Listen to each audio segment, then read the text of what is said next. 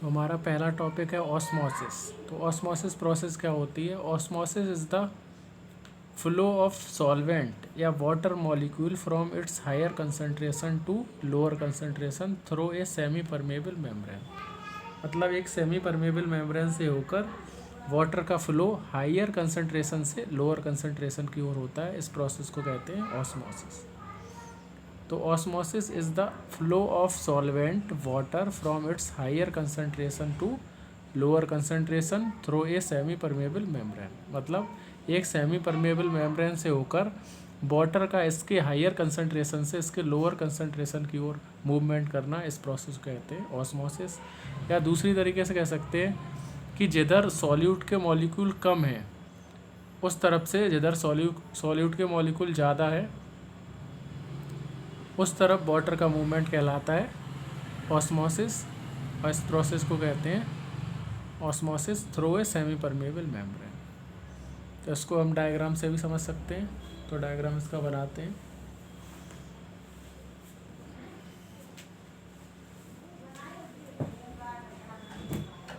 जैसे मान लो दो वेसल्स हैं ए एंड बी, वो एक सेमी परमेबल मेम्ब्रेन से सेपरेट हो गई है। मान लो ये दो वेसल्स हैं, पहला वेसल ए है और दूसरा वेसल बी है, ए बी, और ये कनेक्ट है आपस में और बीच में सेमी परमेबल मेम्ब्रेन यहाँ पर लगी हुई है, SPM। इसकी फुल फॉर्म है सेमी परमेबल मेम्ब्रेन। मान लो दोनों के अंदर वाटर भरा हुआ है, ये भी वाटर से फैला ये वेसल पूरा,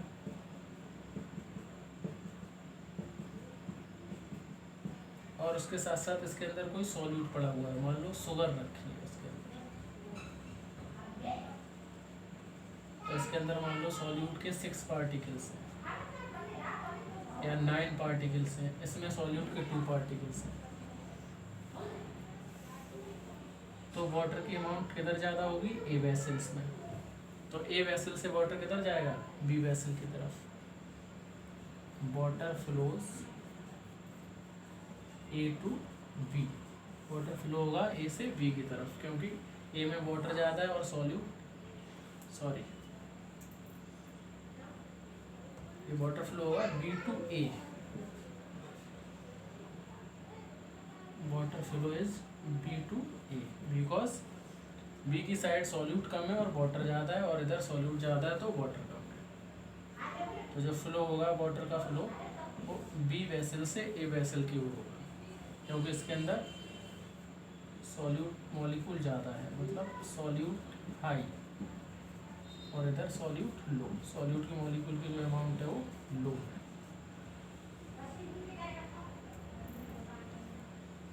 तो osmosis is the process where water moves from its higher concentration to its lower concentration.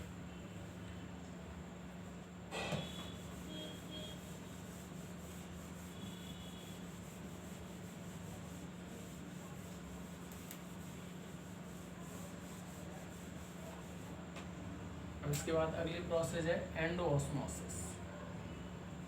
Endosmosis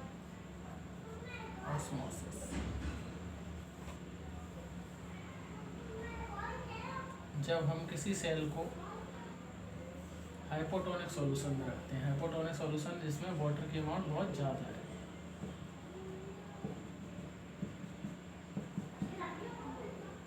मान लो ये किसमिस है, इसे हम रोजिन कहते हैं, और इसको रखा गया है हाइपोटोनिक सॉल्यूशन में। हाइपोटोनिक सॉल्यूशन का मतलब जिसमें वाटर अमाउंट बहुत ज़्यादा है। तो ये है एक हाइपोटोनिक सॉल्यूशन, इसके अंदर वाटर का बहुत ही ज़्यादा अमाउंट है, और जो सेल है रोजिन की, इसके अंदर वाटर का अमाउंट कम है। तो जो वाटर मूव करेगा एक्सटर्नल एनवायरनमेंट से inside the cell, inside the raisin, तो ये उसके बाद फूल जाएगी, स्वेलिंग, रोजिन स्वेल अप।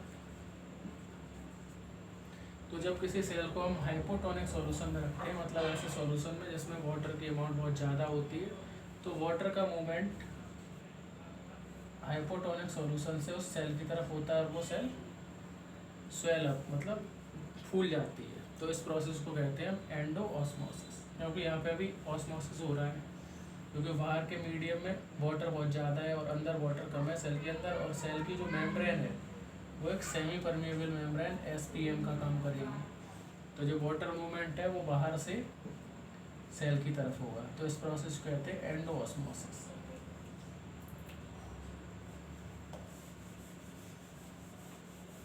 तो इसको हम ऐसे नोट कर सकते हैं कि endosmosis is the process when we put a cell in hypotonic solution। Hypotonic solution में याद रखेंगे कि हमेशा वाटर की अमाउंट ज़्यादा होती है। तो when we put a cell in hypotonic solution, after some time cell swell up, after some time cell swell up,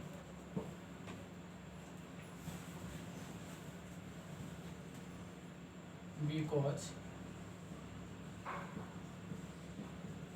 water enters inside cell from hypotonic solution। क्योंकि वाटर सेल के अंदर चला जाता है और वो किस में से जाता है, हाइपोटोनिक सॉल्यूशन में से। This process is called endosmosis. इस प्रोसेस को हम क्या कहेंगे, endosmosis. This process is called endosmosis.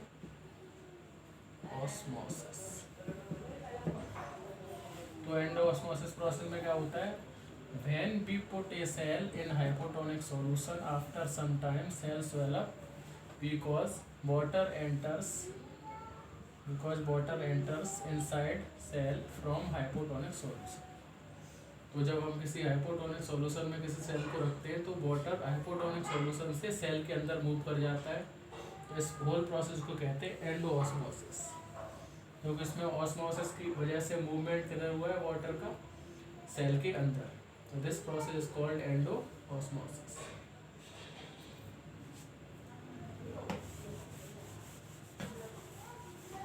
अब इसके बाद एक प्रोसेस आती है डिफ्यूजन। डिफ्यूजन में सिंपली मूवमेंट होता है किसी भी चीज़ का, मॉलिक्यूल्स का, उसके हाइयर अमाउंट से उसके लोअर अमाउंट की ओर, diffusion.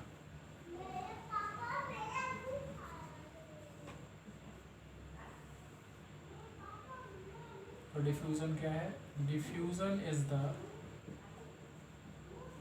Process of movement of particles from its higher concentration to lower concentration, higher concentration to its lower concentration। तो डिफ्यूज़न एक प्रोसेस है जिसमें मूवमेंट होता है वाटर पार्ट, इसमें किसी भी पार्टिकल का मूवमेंट हो सकता है उसके हाइयर कंसंट्रेशन से उसके लोअर कंसंट्रेशन की। जैसे मान लो एक तरफ किसी चीज़ के मॉलिक्यूल इतने सारे पार्टिकल हैं और एक तरफ इतने पार्टिकल हैं, तो मूवमेंट किधर होगा इन पार्टिकल्स का, इधर।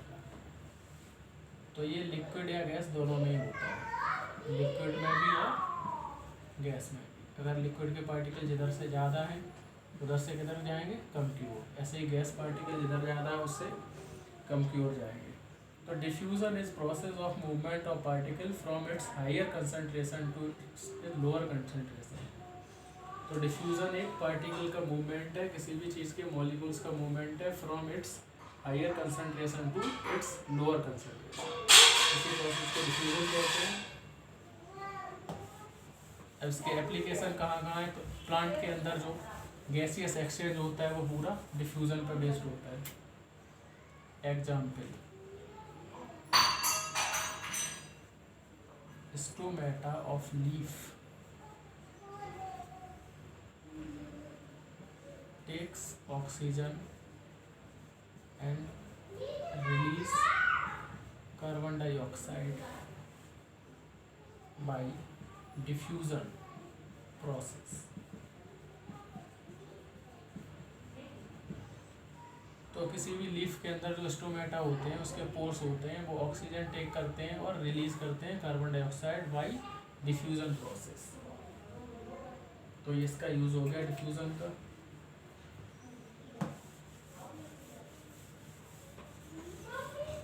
अब इसके बाद हम समझेंगे हाइपरटोनिक सॉल्यूशन। हाइपरटोनिक सॉल्यूशन ऐसा सॉल्यूशन जिसके अंदर सॉल्यूट की मात्रा बहुत ज़्यादा है और सॉल्वेंट की मात्रा कम है, उसको कहेंगे हाइपरटोनिक सॉल्यूशन। तो उसके अंदर solute amount is high and solvent amount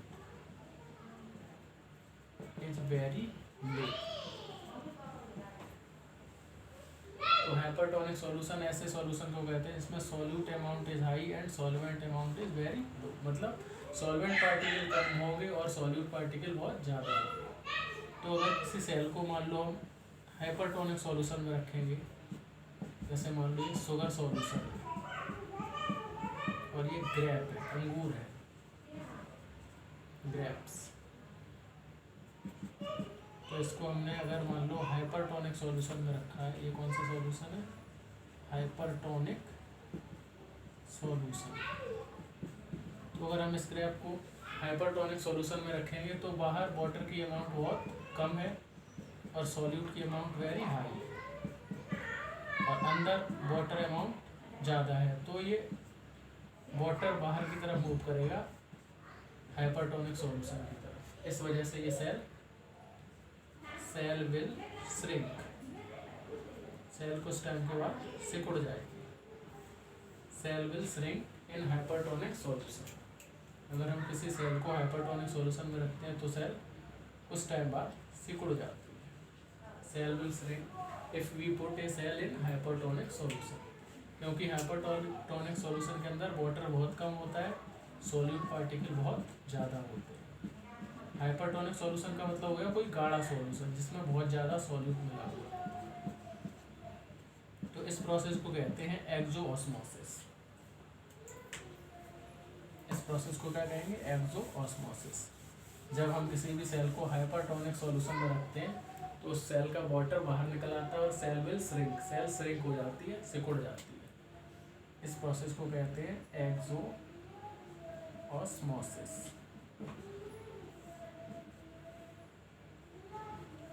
When we put a cell in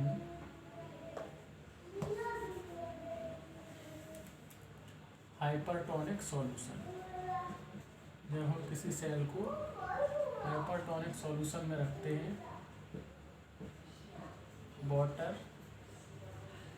releases from cell towards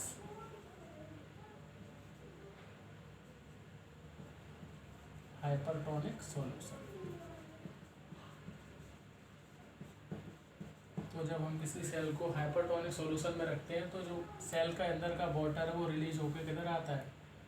hypertonic solution की तरफ, मतलब बाहर आता है। इसी प्रोसेस को हम कहते हैं एक्सोऑस्मोसिस। मतलब इसमें ऑस्मोसिस हो रही है लेकिन वो बाहर की तरफ हो रही है। तो जो बाहर की तरफ ऑस्मोसिस होती है उसको कहते हैं एक्सोऑस्मोसिस। और इसमें क्या लिखेंगे आप? When we put a cell in hypertonic solution, जब हम किसी सेल को हाइपरटोनिक सॉल्यूशन में रखते हैं, water releases from cell toward hypertonic solution. तो वाटर रिलीज होता है सेल से बाहर की तरफ हाइपरटोनिक सॉल्यूशन की तरफ। तो ये इसका डायग्राम है एक्सोऑस्मोसिस का। तो आज हमारे 3 टॉपिक हो गए, एंडोऑस्मोसिस, एक्सोऑस्मोसिस एंड ऑस्मोसिस। और साथ में हमने डिफ्यूजन भी डिफाइन कर दी है। तो ये नीट के लिए बहुत ही इंपॉर्टेंट क्वेश्चन है।